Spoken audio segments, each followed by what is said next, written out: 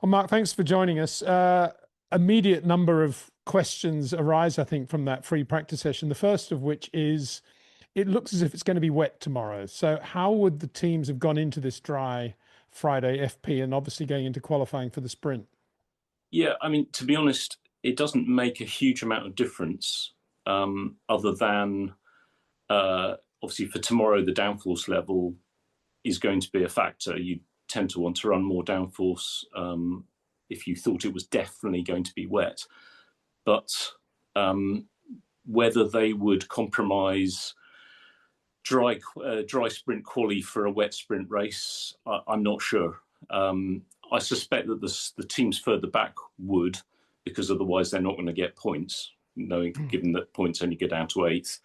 For the teams further up, probably not, because qualifying is still more important.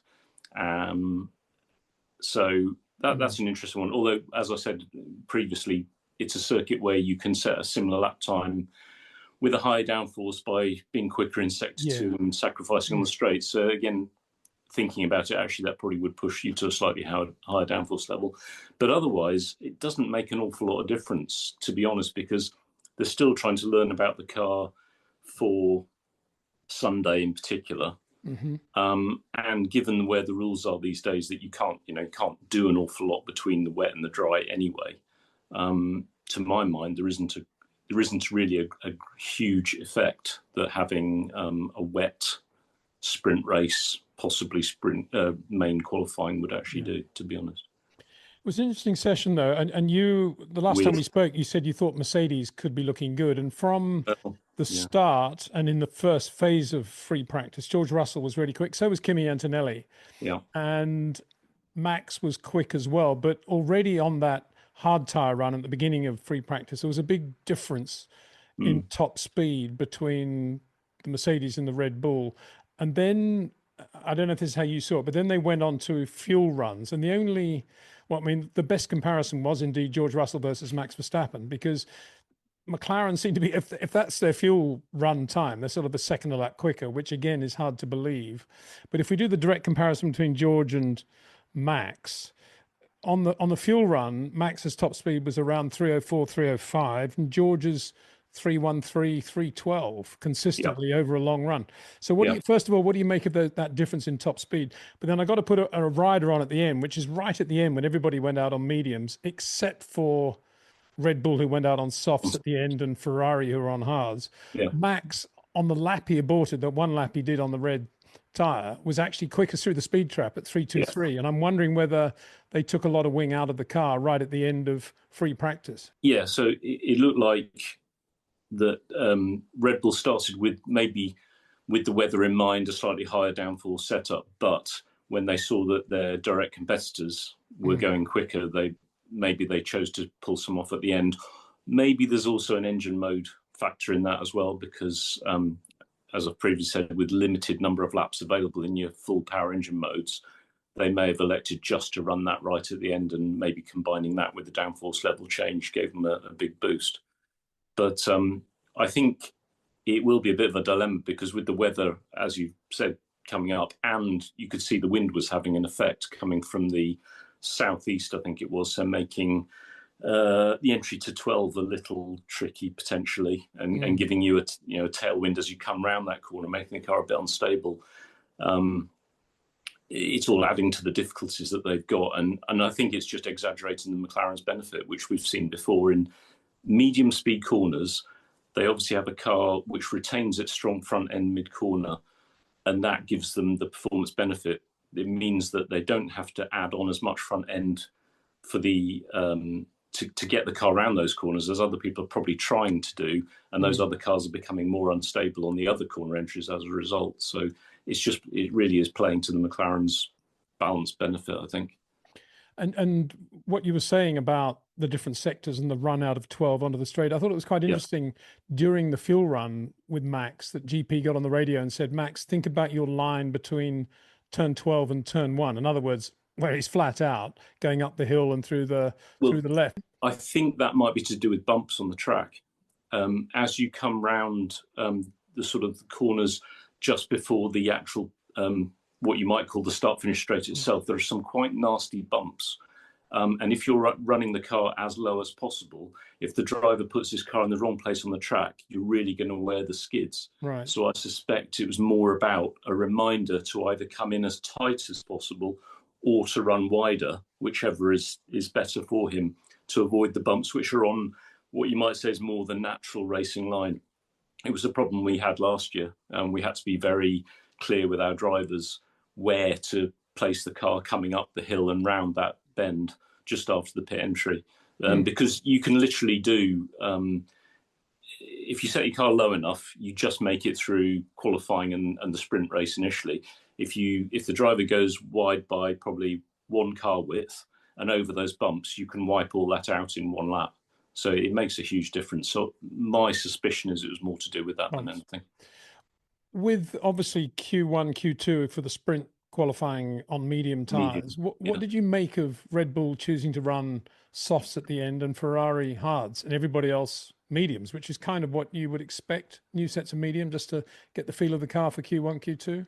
Yeah, I think I suspect that it's a function of the tyres are effectively too hard, aren't they, for the weekend? So I suspect the reason why most people who only run mediums is not just to be on mediums for SQ1 and SQ2, but also with a view to having more of the soft tyres for quali tomorrow in the afternoon, potentially.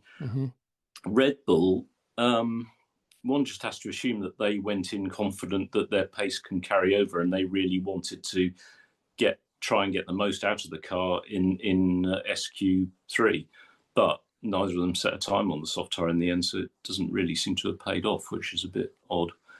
Yeah, it's a bit odd. Maybe you could say it's good homework because at least they know that. But bottom line is Max, halfway through the lap, just said he got no grip, basically, didn't he? Yeah. Well, I mean, it's really odd. It is odd, and maybe they had an inkling for some reason that this was going to be a problem and they wanted to experience it. I mean, it certainly is. These sessions where you switch compounds are quite difficult because getting the balance correct between the medium and then the soft for Q3 it's not simple.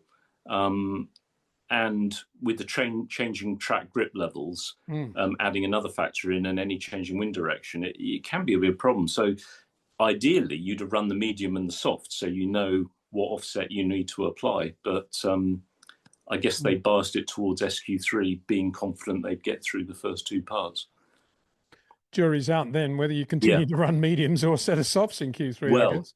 Well, that will be the question now, won't it? Having seen that, but given that the tyres are at the harder end of the scale, it's very difficult to imagine that the medium is really the better tyre. I suspect it's just a question of can you get the balance right on the soft, and once you have, it's got to be the quicker tyre, I'd have said. But we've been talking a lot in the build-up to this race about the Lando Norris balance of power with Oscar Piastri and tools in his toolbox. In Oscar's case, Oscar looked pretty good from the start. Right at the end, Lando got him, but very, very close. Yeah, and I think, to be honest, Oscar will be quite confident because he set his time well before Lando did, and the track grip improvement in the last few minutes would have been reasonably significant. So it looks like he's pretty confident. Maybe it's because it's not a low grip track. I don't know, but I mean, I think Oscar's he's quite an enigma, isn't he? It's difficult to work out. Well, he's turning into an enigma, that's for sure. Yeah, but he's very cool. He plays it very cool. He never really shows what his thoughts are and what he's struggling with. And I think he did this earlier in the season. Lando had a run of good races, and then Oscar came back and dominated. I think, was it Montreal when he suddenly sort of showed he was back in contention again. So it does look a little bit like this. Maybe on this sort of circuit, with this preponderance of medium speed corners, a car that he's happier with the balance with, more in tune with, he's just getting his confidence back. Whereas maybe Lando has been a bit more adaptable at the previous tracks when the car hasn't been quite as nicely matched to the circuits. So I suppose on that basis, you still say that Lando probably is overall doing the better job. But when the car hits the sweet spot, Oscar gets his confidence back. No changes to any of the cars coming into this race. No surprise there, really, I guess, at this stage of the season. But just to finish now, as we look ahead into sprint qualifying, Ferrari, what do you make of their choice to run that hard tyre at the end, and how do you think they looked in general? I think that's really, I think that's really odd, I have to say. I think that's a mistake because they're not going to learn much about the car come sprint quali. And if you start sprint quali on the back foot, that's going to put you in a bad spot for quali on Saturday afternoon, unless it's wet, of course.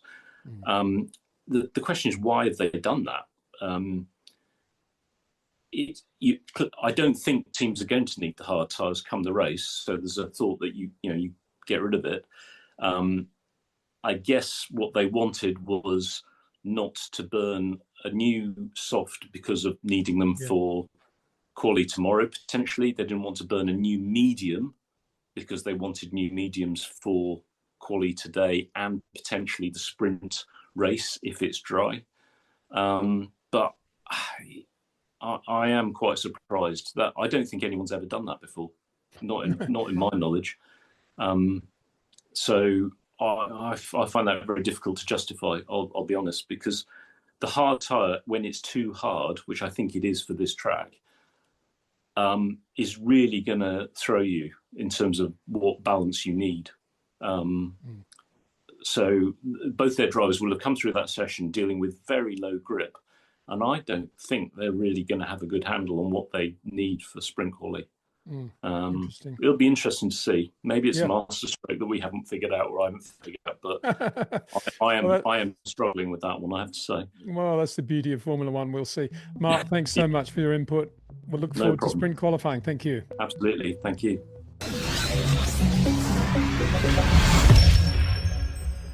Another superb performance from Lando Norris, carrying on where he left off in Mexico, not only to be very quick in the only free practice session we're going to have at Interlagos, but also in qualifying for the sprint race, comprehensively beating his teammate Oscar Piastri to the point where Oscar wasn't even P2, beaten by a brilliant Kimi Antonelli in the Mercedes, who did a wonderful job, particularly in Sector 2, where teammate George Russell had a big moment and couldn't recover from that on his second lap.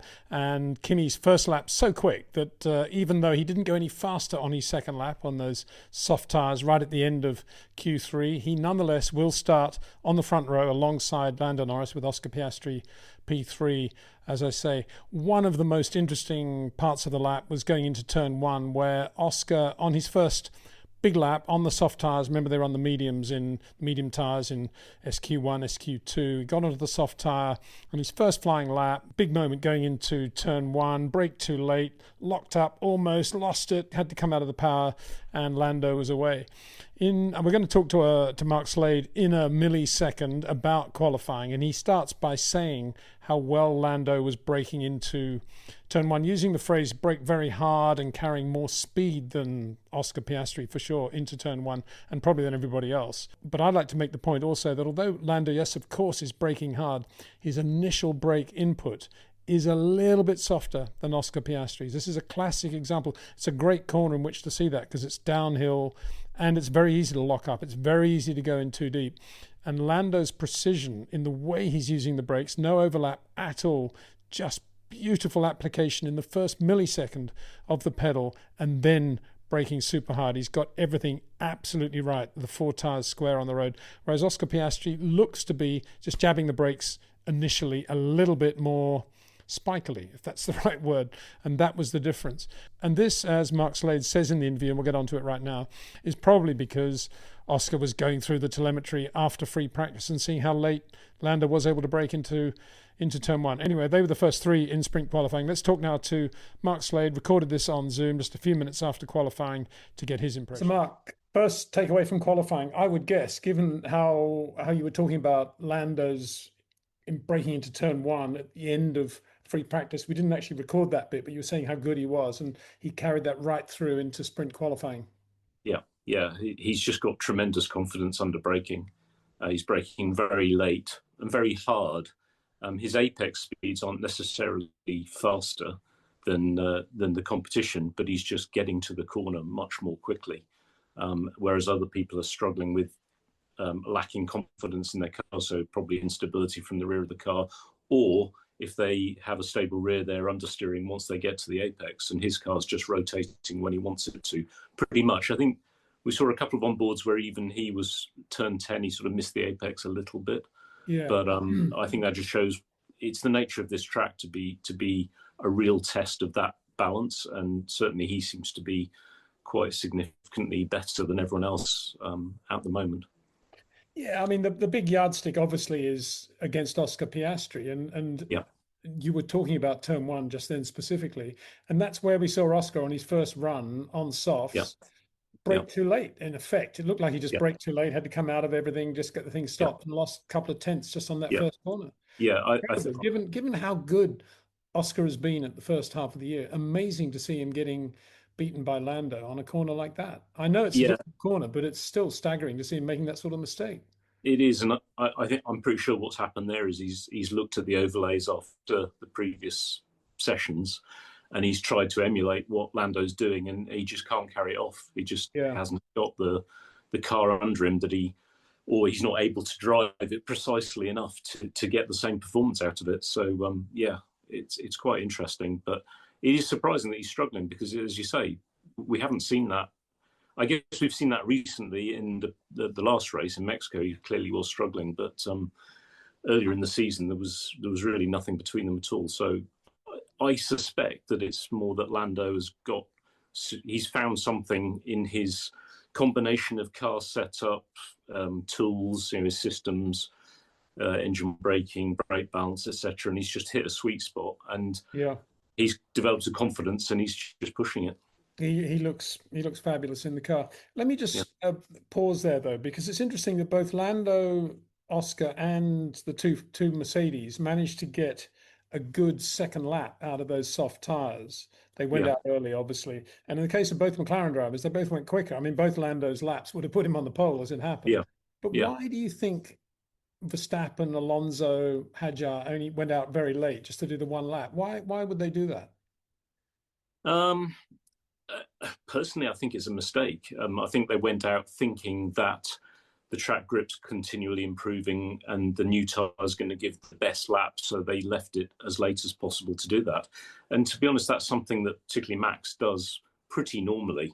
He regularly goes out very late on sessions and uses that to his advantage. But I think on this occasion, given the jump from the medium to the soft, even though he'd had a run on the soft in P1, the track temperature dropped quite a lot during that session. So you've got the track dropping, but the grip coming up.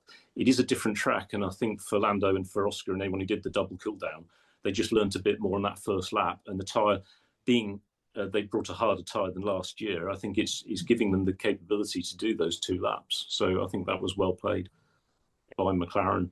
Yeah, McLaren and Mercedes. I mean, George managed to make a mistake and lost effectively a top three position to Kimi Antonelli, who and you got Lando, you got the Ferraris going badly. I did actually say in the live stream that I thought Kimi would go very well around Interlagos because he's going to be so good in Sector 2, and it proved to be the case. He actually was more consistent and better through Sector 2 than George Russell. Yeah, and I think that car, what we saw in Singapore with the decent, strong front end in lower speed corners, I suspect is something that may well be helping them in Sector 2 on this track as well, because although they look very different sorts of tracks, the inherent characteristic of a car will make a difference in this sort of corner. So, and there isn't a very high speed change of direction that we had like in Mexico, which I think is where the Mercedes was struggling. So I think potentially it's given them a bit of an advantage, or given the chance to show they're better here. Yeah, George found two tenths on his second lap, whereas Kimi went slightly slower, but still managed to be right up there, P2, which is a great result for him. Max Verstappen, very slow, Sector 2, ridiculously slow in Sector 2, mediums and softs, and still very quick on the straight through the speed trap. I mean, you'd imagine after the free practice, they might have put some wing back on the car just to give him some sort of turning into Sector 2, but he's right on it in Sectors 1 and 3, but Sector 2, he's losing 3-4 tenths. Yeah, it just looks like the car's not dealing with the different types of corners very well, and he's not able to get the balance he wants out of it. He was very down on the radio, apparently, complaining about it and just saying that the car felt like it was broken. Which I think is his comment on when he hasn't got that cross corner balance that he's happy with, and he has had more recently. He has. So it's interesting that this circuit seems to be bringing back older problems from earlier in the season again. Yeah, I wonder whether the undulations or maybe the bumps of Interlagos mean they've got to go to an uncomfortable ride height on that car now. And you were pointing out in Mexico that maybe they're right on the edge anyway of their aero envelope. Yeah, and I don't know if you noticed, but I think George had a moment in turn 7 on one of his laps when the back slid. And I think, again, that just shows it's probably a bit of an aero moment there. Potentially, I suppose, with the wind still coming from the south east, could have some influence in that corner as well. But I think a lot of it is down to how much the cars are on the edge at these low ride heights and the high speed. And the McLaren just seems, generally speaking, more comfortable in that area, although for Oscar, there are other issues that he's struggling with.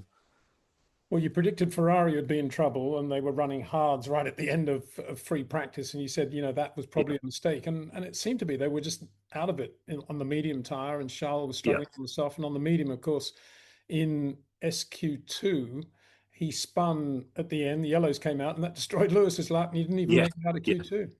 It was just comedy of errors, wasn't it, in that sense? And I don't understand the decision they made. I'm sure they had their reasons for doing it, but it just looked like they hadn't got the balance right. Charles locked up his front into turn 10, wasn't it, before he got on the power too much and spun the car around. Yeah. But you could see that both of them were just struggling to get the car stopped and car to the apex at the same time. And you can't help but feel that if they'd had a run on the mediums and even on the softs, potentially at the end of the morning session, they might have had a better handle on where the balance needed to be. It's a bit of a strange one again. Yeah, Aston Martin looking quite good. Fernando actually quickest in SQ2 and did a pretty good job. Like Max, went out late, only did the one run on the soft tires, but quick, not bad at all. Not quick in a straight line compared with his nearest opposition, but the car's pretty good around the lap. Yeah, it does. He's obviously using a lot of his experience to get it together there on a tricky track. And I'll be honest, I was slightly surprised because I didn't think that Interlagos was necessarily one of his preferred tracks.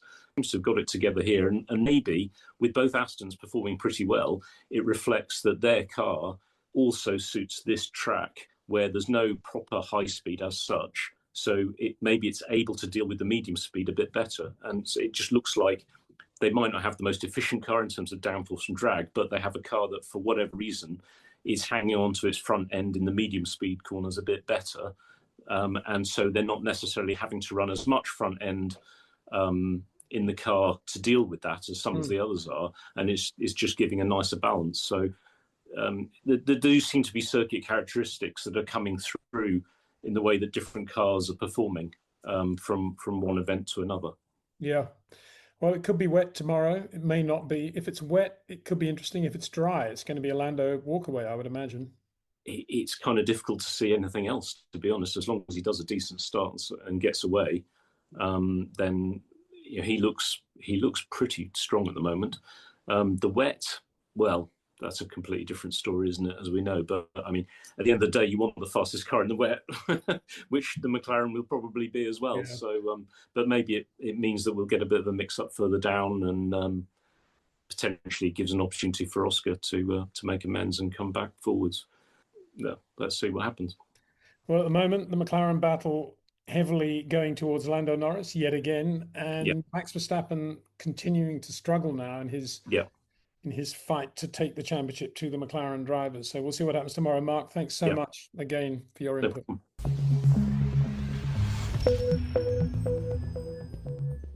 Well, so far it looks like a near perfect weekend for Lando Norris, winner of the sprint race, despite difficult conditions, wet off the line, damp on the curbs, enough for Oscar Piastri to hit the curb at turn 1, put a bit of water on the track, and other accidents resulted from that. Oscar out of the sprint race. What a result for Lando Norris then to go on after the race was red flagged to win that.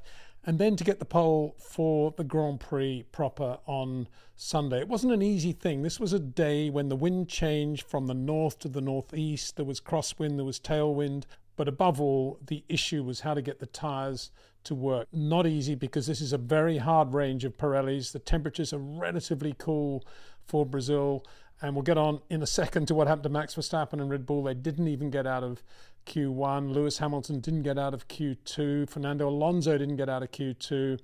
Charles Leclerc was on the bubble. But meanwhile, McLaren, as they proved all year, McLaren Mercedes proved all year, they have the consistency from race to race, whether it be tyre temperatures, whether it be bumps, whether it be something else.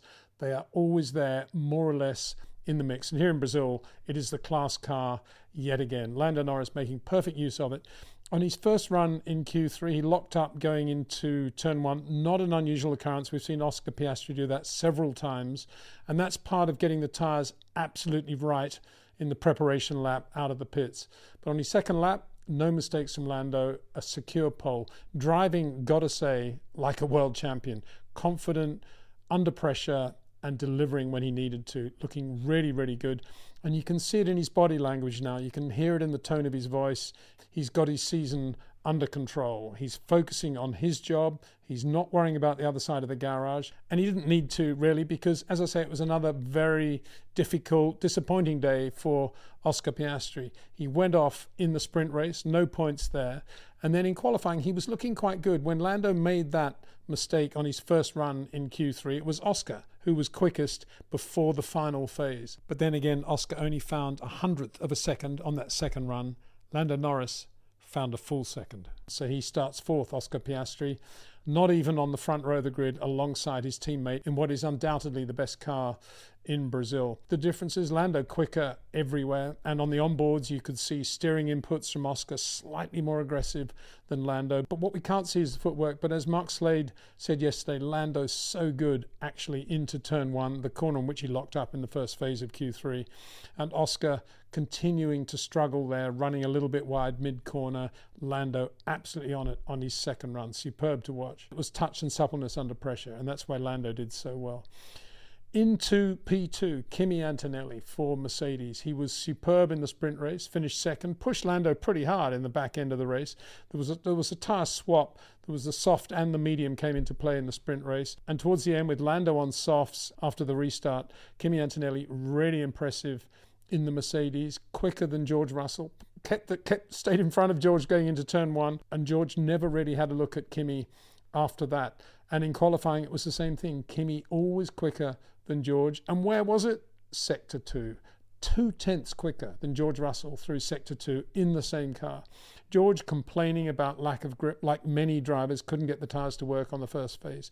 But Kimi Antonelli getting the very best, not only from the tyres, but through Sector 2, where I've always said he's so good on slow corners. He's brilliant short corner driver. Not commensurate with that on the faster medium speed corners yet, in my opinion, but on slow speed, Sector 2, and I did say this in the live stream before the race, Sector 2 is going to suit Kimi Antonelli down to the ground, and there it was, front row of the grid, alongside Lando Norris, and saying after qualifying, as he would, I thought I had him, I could have been on the pole. Great to see it, great performance from Kimi Antonelli. P3, Charles Leclerc, he was 13th after the first phase of Q2. A lot of pressure, sort of 4 or 5 minutes to go. They sent him out quite early. He did a very good preparation lap, and then his lap got him into Q3. And he built on that with a 9.8.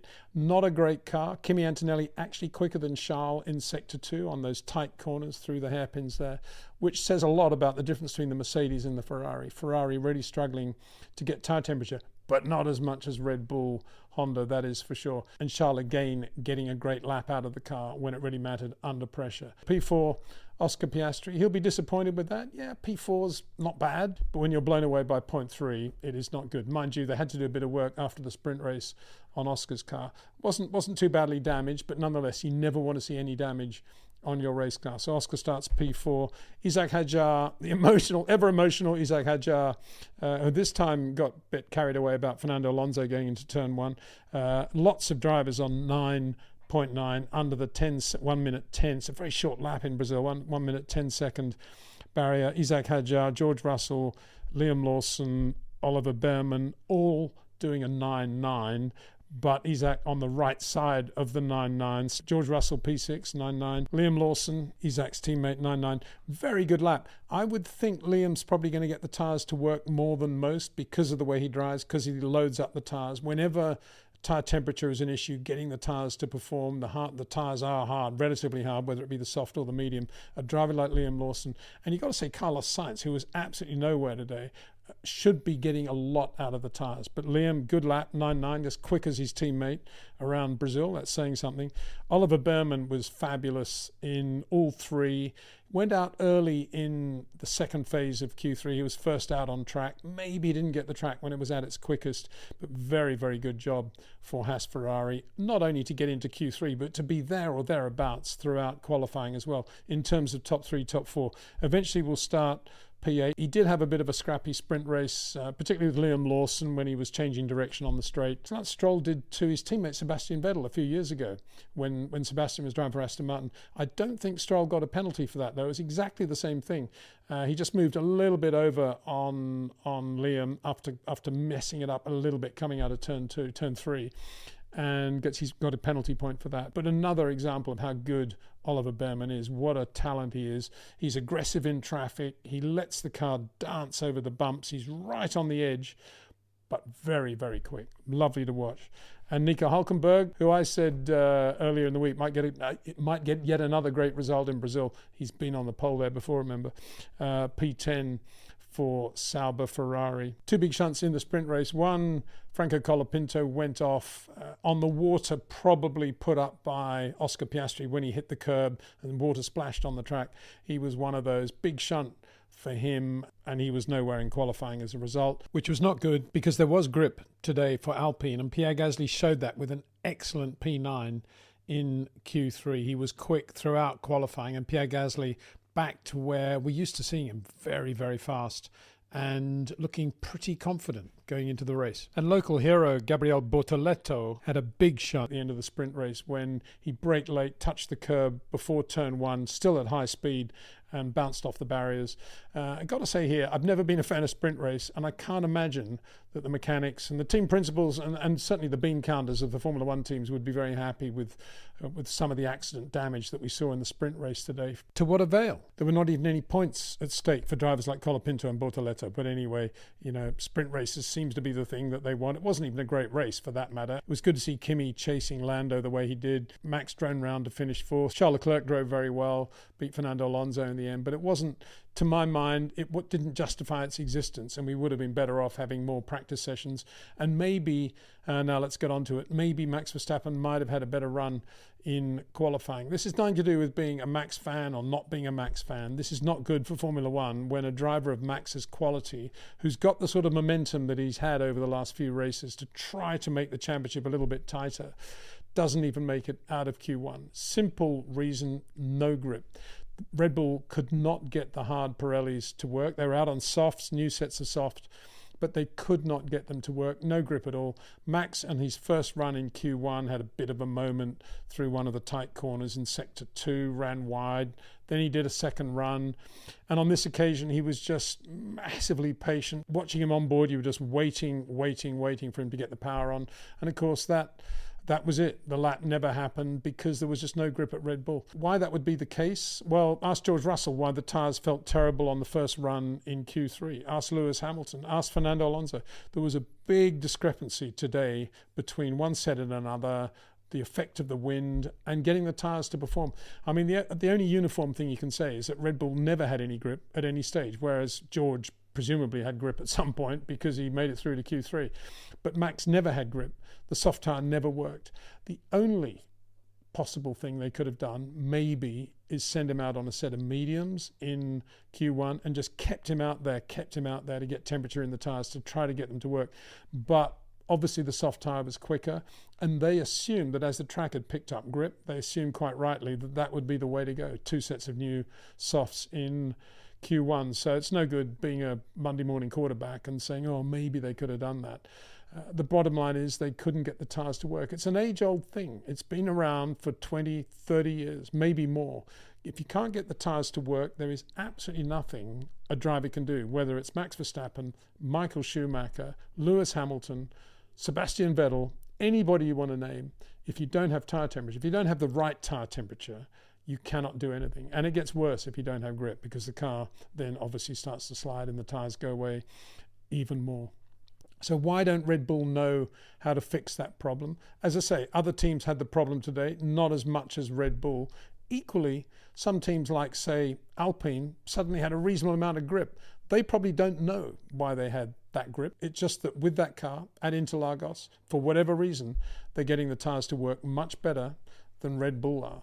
So that's one of the great mysteries of Formula One. I think it's partly due to Pirelli being in a monopoly and doing these things like making the range harder, and that will affect some teams more than others, particularly Red Bull, where I guess they've been on the edge in terms of their aero envelope ever since, well, basically since Monza, since they've had the new floor. It has worked, but of course it's worked providing the tires are basically in the right window as well. If they're not, they go right off the edge very, very quickly, as we saw in Mexico. So very frustrating.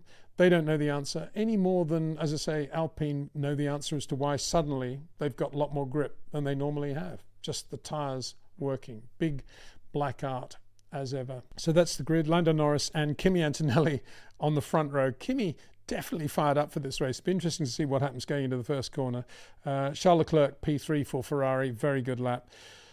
Oscar Piastri, got to be taking the championship to Lando Norris, but P4 is not a good position for him to be.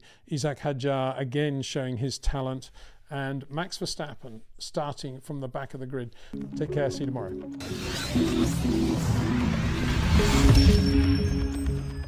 Well, let's get the important bit out first, and it is the most important because he won the race. Lando Norris won the Brazilian Grand Prix, and the way he won the sprint race, just superb in every aspect. Got the best from, dare I say it, the best car, the McLaren Mercedes, and won this Grand Prix in style on a fabulous circuit.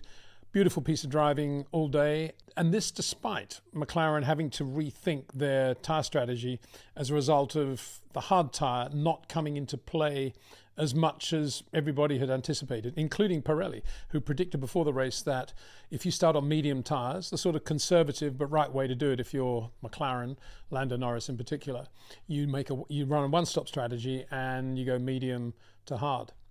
We'll get onto that in a minute, but I just wanted to say, before it gets swamped by everything else that happened, that Lando Norris won this Grand Prix in style, and congratulations to him. Another major, major step towards becoming world champion this year. Now, onto the real part of the Brazilian Grand Prix, which of course was centered around Max Verstappen starting this race from the pit lane. He did so because Red Bull, after Max had qualified only P16 and had not made it out of Q1 in qualifying yesterday on Saturday, they took the decision to change the power unit in the engine and all the ancillaries that come with it, because at least it would give them a fresh power unit for these remaining 4 races.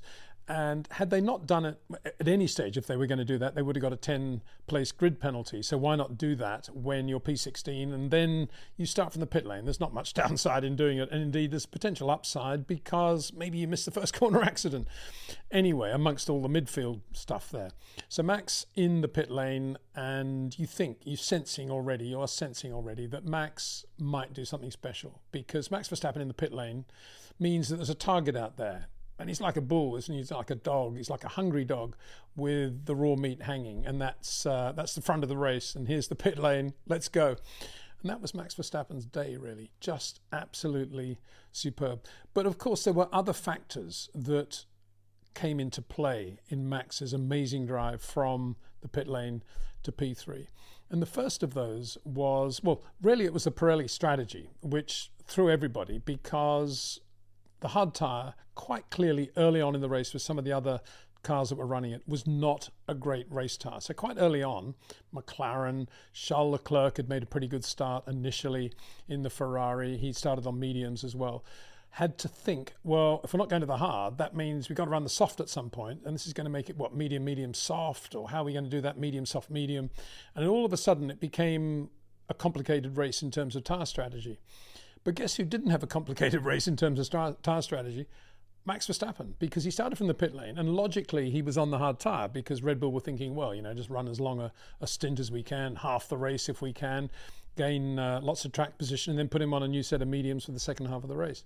But Max got a puncture from debris that resulted from a first corner fracas involving basically Lewis Hamilton and Carlos Sainz, and resulted in Lewis also getting a puncture and having to come in, and damage to the floor for Lewis, which eventually led to his retirement. Safety car came out because of the amount of debris. And then it changed again because there was yet another first corner incident. On this occasion, it involved Oscar Piastri coming down the inside, left front locked, Kimi Antonelli to his right, who he hit, and then Kimi Antonelli taking out Charles Leclerc, who was out of the race immediately. Great shame for Charles, great shame for Ferrari fans. I mean, Lewis nowhere and eventually retired, and Charles out at the restart. So, yeah, a terrible day for Ferrari. But I just want to talk a little bit about that incident because, in my opinion, Oscar Piastri was very hard done by when he was given a 10-second penalty for that. And I don't say that because of what we saw on the replays and what the stewards were looking at, which was Oscar just going down the inside, locking up and bouncing into Kimi Antonelli. I say that because, for me, that incident began on the run up the hill out of turn 12 before Lando Norris has effectively restarted the race by flooring the throttle and disappearing down the start-finish line. Because what happened then was that Kimi Antonelli unaccountably was much slower than everybody around him. And I think it was because, amazingly, he was in third gear and everybody else is in second. There's a massive speed differential, much more than you'd ever get with the effect of, say, for example, DRS. So let's have a look at the speeds then as Lando restarts the race. Lando restarts the race, just starting to floor the throttle at 111 kilometers an hour. Behind him, Kimi Antonelli, at that moment, is only doing 102 kilometers an hour. That's 9 kilometers an hour difference. Behind him, Charles Leclerc, 107, that's okay. Behind him, Oscar Piastri, 111, exactly the same speed as Lando Norris. And behind him, Isaac Hadjar, 116. And guess what? All those guys are in second gear, except for one, Kimi Antonelli, who's in third gear. And now let's look at the difference in speeds when Lando's now flat on the throttle and starting to accelerate down that straight. Lando Norris, 141. Kimi Antonelli, 117 at exactly the same moment. Charles Leclerc, 124. Oscar Piastri, 125. Isaac Hadjar, 124. Again, they're all still in second gear, except for Kimi Antonelli, who's in third gear. So there's a massive speed differential there. And I'm wondering whether, if you do that, if there's any sort of regulation controlling that. There probably isn't because no action was taken. But I wonder whether they're even looking at that. There was a huge speed differential as they accelerated down that pit straight towards turn one. And if you think about it, Oscar Piastri had the option of either staying behind Kimi Antonelli and backing off because he was going 9 kilometers an hour quicker, or going to the left where there was room between Antonelli and the pit wall, which is what he did. He went down the left. But there was dirt and dust and stuff down the left there. The tyres weren't fully hot. And when he hit the brakes, he locked up. But it was all because of the speed differential thing, which I've never seen before at a restart like that. I don't know what Kimi Antonelli was doing. Third gear when everybody else was in second. And just in case you think it's a Mercedes thing, guess what gear George Russell was in? Second gear. Anyway, I don't think because of that, Oscar should have got the penalty. I think Kimi Antonelli should have felt that he had made a bad job of the restart and he was going to get swamped. And all he needed to do was just stay in the middle of the track because somebody like Piastri was bound to be, or maybe Hadjar was bound to be on his left. For sure, Charles Leclerc was going to be on his right. One thing was clear. If he was going to come down for his apex into turn one, there was going to be a shunt, and there was. So, I wonder whether the stewards talked about any of that. I very much doubt it. Anyway, as a result of all that, there was another virtual safety car. And at this moment, they brought Max Verstappen in. Red Bull brought Max Verstappen in to take him off the hard tyre and put him onto the mediums. You thought, wow, that's an interesting strategy call. But in reality, it was nothing of the kind. It was because the sensors had shown up a puncture on the right front of Max's car. And so they brought him in and put him on a new set of mediums. And that was, as it turned out, the best thing that could have happened, because it wasn't long after the race had then restarted correctly and properly without any more incident, that it became clear that the hard tyre, which others were still on at that point of the race, was not a very good tyre and wasn't going to stand up well and wasn't going to be quick. So all of a sudden, teams like McLaren, Ferrari were out of it now, but they would have been in the same situation. But certainly let's look at McLaren, starting on the medium tyre, planning a one-stop strategy to go to the hard, suddenly had to rethink all their strategy of where we were going to go. And all of a sudden, Max Verstappen, who's basically got a free pit stop in VSC conditions to get onto the medium, he's started on the hard, has no more compound regulation change to have to make. He can just look forward to a race of two sets of mediums. And that was a big step forward for him because the medium was very consistent throughout the race on that Red Bull, and it was for everybody else. It went off, like the soft tyre went off, but it took much longer to go off. And I think it underlined what I was suggesting yesterday, not as a Monday morning quarterback, but as somebody that wondered why they didn't try that. And that was that if they'd gone out in Q1 yesterday on the medium tyre with no intention of stopping at all, just keeping Max out there for the 8 or 10 minutes, whatever it is, just to get a time to get him into Q2 and then start playing around with the soft. If they'd done that, he probably would have made it into Q2. I think the Red Bull looked really good on the medium, terrible on the hard. I think that was one of the reasons one of the reasons a lot of people did stay away from the hard, because Max quite early on said this medium is so much better than the hard tyre in the conditions in which we had today, and the wind was getting up a little bit as well. That medium on the Red Bull was just the perfect tyre.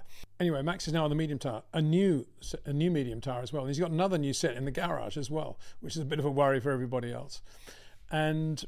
And he starts to side through the field. As everybody else's tyres start to go off, Max just picks up places. And eventually he's up there looking at P4, P3, and then P2 potentially, because McLaren go from medium to soft. And of course they know that soft isn't going to get them to the end of the race. And they're thinking, what are we going to do here? Go back to medium again? Are we going to try and make the soft last as long as we can? Verstappen's looking really good on 2 sets of mediums effectively. 2 new sets of mediums. And all of a sudden, this pressure from Red Bull and Max, which had kind of just happened organically, it wasn't real planning, put pressure on everyone to run a race right at the limit of what they could do on strategy. It certainly pushed the Mercedes as hard as they could go in terms of strategy. And with Oscar Piastri then subsequently incurring a 10-second penalty from the stewards for that first corner incident, the first turn 1 incident, all of a sudden he was out of the game so far as Max was concerned. His job in beating George Russell was made easier by George having quite high brake temperatures and having to nurse the brakes, which was not a great thing if the pass is going to be made under braking into turn 1, as it was indeed in the late stages of the race by Max on George with DRS, which meant then Kimi Antonelli. And about 30 laps before that, when Max was still on the medium tyre, Red Bull had said to him, you're doing well here, you're only 6 seconds behind George Russell. And classic Max, his reply was, yeah, but how far in front of Russell is Antonelli? It's like, I don't want to know about George, I'm going to beat him. I need to know how I can get to P2. Classic Max. And he was on the medium tyre, looking pretty good. But the tyres were starting to go away. And there was a moment when GP got on the radio and he was talking about George Russell was going to probably have to come in for tyres again, and his mediums were going to go off because they were old mediums as distinct from Max's, who were new mediums. And Max said, I don't want to hear about George, just tell me what I'm supposed to do. I'm losing grip rapidly. And I think at that moment Red Bull knew that they had to flip a coin and go for it. And to their credit, they put a set of softs on Max's car right at the end. Now, I've just been saying the soft tyre was the lesser of 2 evils. It was the soft or the hard. But the soft, of course, is a different tyre when it's on a relatively light fuel Red Bull towards the end of the race on a pretty green track, admittedly with debris offline, but a pretty green track now with a reasonable grip level, light car. And all of a sudden, the soft tyre was magic on the Red Bull of Max Verstappen. He again sighed through the field, quickly caught and passed George Russell. And the last 4 or 5 laps, he closed on Kimi Antonelli for P2. But it was never going to be easy because Max's tyres did start to go away over the last couple of laps. And 2 laps to go, he had a bit of a jink coming out of 12, lost the rear a little bit. And you knew then the soft tyre was right on the edge. Mind you, Kimi's mediums are on the edge as well. He was in free air. That was the one thing that was his advantage.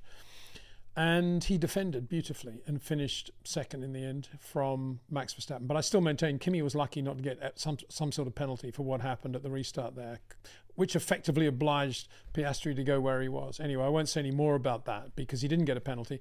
And I don't want to detract from his achievement as well and how well he drove and how good he looked alongside George when they were relatively near. Again, beautiful early turn in to most of the corners. That lovely long right-hander in the infield there behind the pits. Antonelli just superb through there as well. But I've got to say, when Max was near Antonelli, I've been saying how good Antonelli is on slow corners and his short corners, and really good feel. But when Max was near him, he almost made Antonelli look like Carlos Sainz. It was unbelievable how much earlier Max was getting into the corners and how he was manipulating the car into the apex, even into the rotation point, even when he was starting to lose grip. Even more so in comparison with George Russell. I mean, George looked really wide compared with Max Verstappen. We often see George in isolation. You think, wow, this guy's really good. And he is good. Of course he's good. But Max, just another class, really, compared to both of those two guys in terms of what he was able to do with the car on the entry to the corner, which, of course, is the critical part. He was just amazing there, I thought. And then as for Oscar Piastri, he finished only fourth with that 10-second penalty, probably had some damage on the car as well. He didn't even get George Russell, albeit with George having that brake problem. So that was not a good day again for Oscar Piastri in a McLaren, in a car that was that good. But again, let's not lose sight of the great job today that Lando Norris did. So it was Lando, from Kimi Antonelli, from Max Verstappen, incredibly, from George Russell, Oscar Piastri, and Oliver Behrman, an absolutely superb P6, fighting all the way, drove beautifully. And like Antonelli, started on the soft tyre, which meant that he didn't have to wonder about choice. It was pretty clear, go to the medium and then another set of mediums. But he had to do it under race conditions. That's the thing from Max, who did it behind the VSC. So yeah, beautiful drive by Oliver Behrman. Interesting to see the difference between the two racing bulls. Liam Lawson ran the one-stop soft to medium strategy that Pirelli said was the fastest way to win the Brazilian Grand Prix. I don't think McLaren did that because it's better for them to start on medium. They've got such a good car, Lando on the pole, etc. But from where Liam Lawson was, very good choice to do that. Interestingly, Isaac Hadjar ran a different strategy. Started on the soft, but then made two stops and ran two sets of mediums and got beaten by Liam Lawson. So yeah, Pirelli were right about that certainly that one-stop strategy was the right way to win the race. But it was all thrown by the hard not coming into play for teams like McLaren, and that was the real spanner in the works in terms of changing things around at the last minute.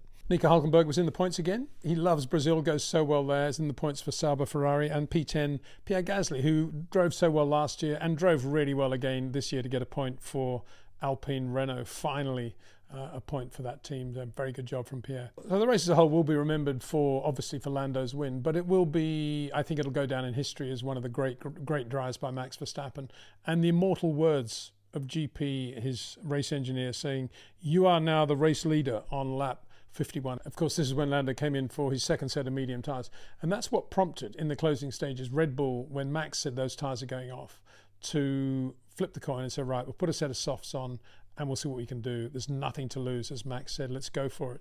And the softs nearly made it through, but they went off about 2 laps from the end. He was unable to get Kimi, but he still got P3, an amazing performance. So there we are, an excellent Brazilian Grand Prix. The only thing it didn't have, as I say, is rain. And had it rained, who knows what would have happened? I'm sure it would have been an even better result for Max Verstappen. But it didn't. The weather gods were shining on Lando Norris's side today and yesterday as well, because the predictions had been for violent storms, violent rain, and it all held away. And Lando made perfect use of it all. So thanks for watching. Amazing Brazilian Grand Prix. A bit of a break now before Vegas. I'll be back with more live streams and chats with Mark Slade and looking back at that stunning drive by Max Verstappen.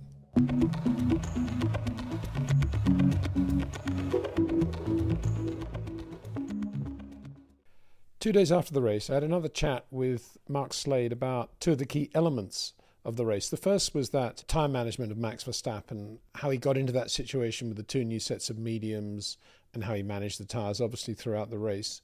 The second was the detail of that first corner accident involving Kimi Antonelli, Oscar Piastri and Charles Leclerc, and the build-up to that, and who was to blame.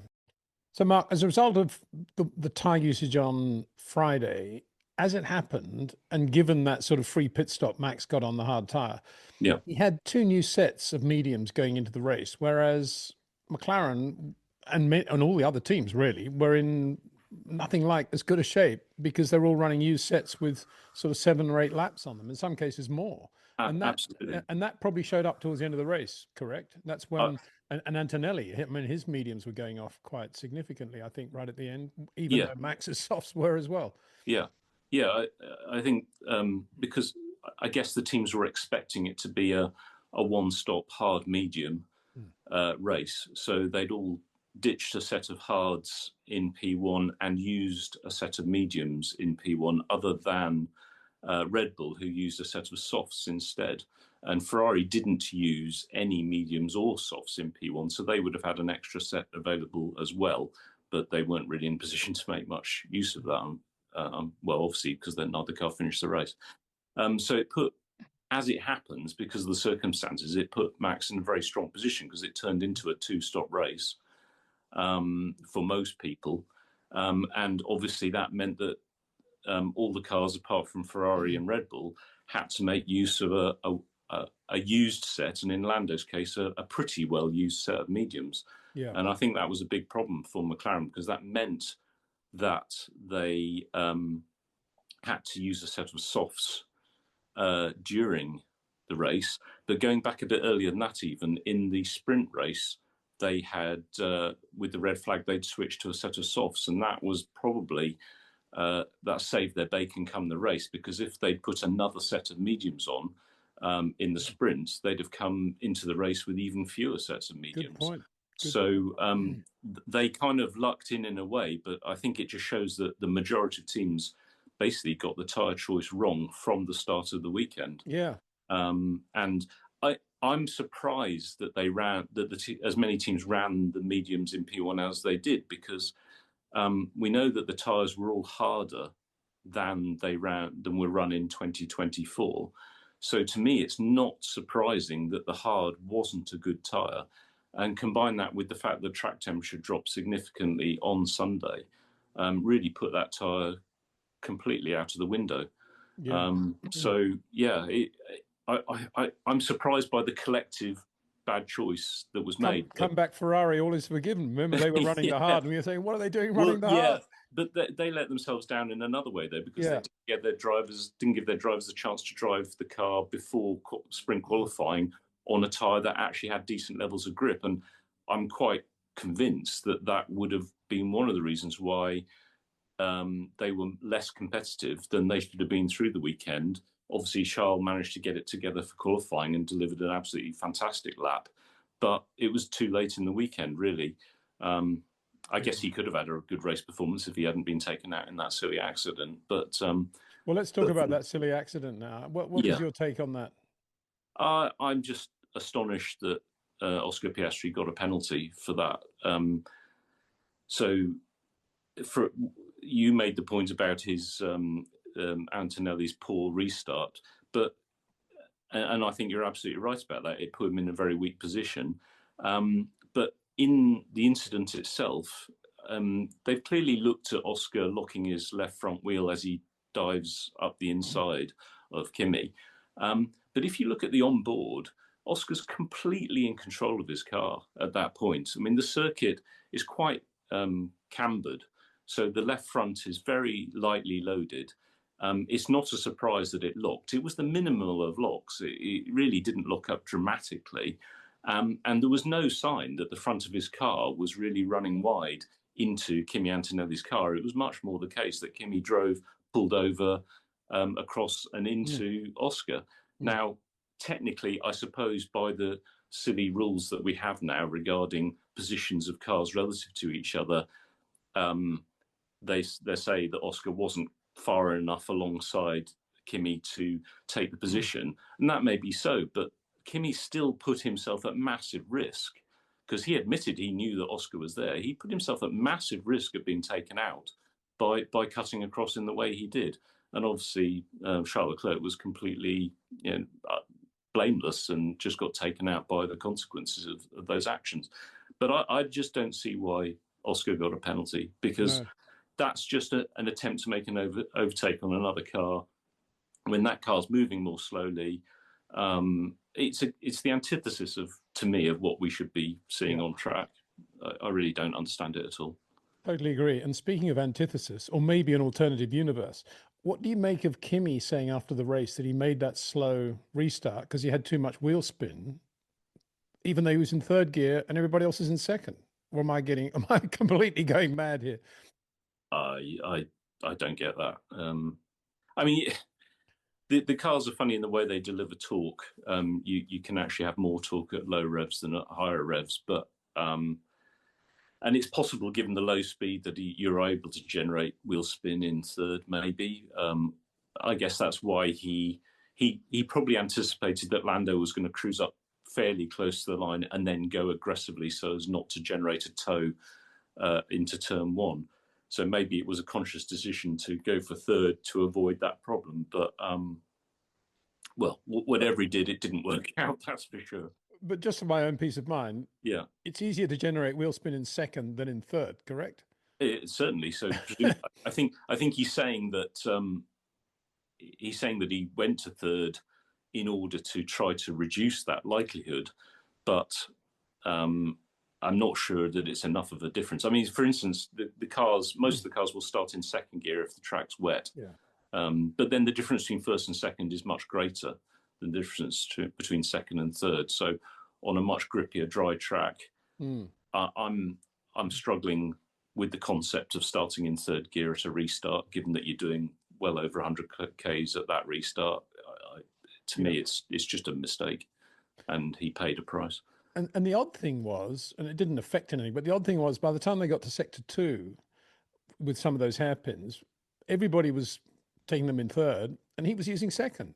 Oh, right. I just checked that because I wanted to see maybe it had a gearbox problem and was trying to avoid second gear or something. But actually, he was the only guy to take a couple of those hairpins in second on that first flying lap. Well, it sounds like he might have spooked himself with the third gear usage and maybe getting wheel spin that he didn't expect, and then he's just completely baffled himself as to what's going on with third gear, and so he's used second potentially. I mean, the other thing is, I would say on a first lap, because the cars are generally going slower than they would do normally because of just being close together.